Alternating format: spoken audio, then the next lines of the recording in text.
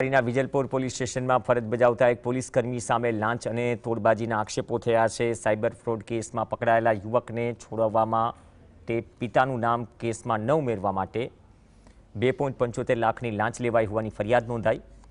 વનગંગા સોસાયટીના વેપારી આનંદા પાટીલે ડીજીપી અને જિલ્લા એસપીને લેખિત રજૂઆત કરી।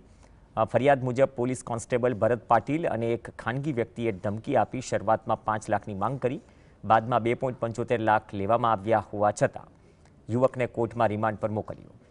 મામલો સામે આવતા એસપી રાહુલ પટેલે સંડોવાયેલા કર્મચારીની બદલીના આદેશ કર્યા, જ્યારે તેમને સસ્પેન્ડ કરવાની માંગ ઉઠી છે। મેહુલના ફોન પરથી ફોન આવ્યો કે તારો છોકરો અમે પકડેલો છે। પછી મેં ગયો જોઈ તેને એટલું મારતા હતા અને મારીને પૈસાની માંગ કરી એ લોકો। તો મેં ગભરાઈ ગયો। ગભરાઈને પછી મેહુલ મારા હાથે કે તારે પૈસા 5 લાખની માંગ કરી તો 3.25 લાખ રૂપિયામાં એ લોકો તોડીપાની કરી અને મને કીધું કે ભાઈ તમારા છોકરાનું કંઈ લાગે બીગે કંઈ નહીં, બધું અમે ધારા ઓછા કરી નાખે, બધું કરી નાખે।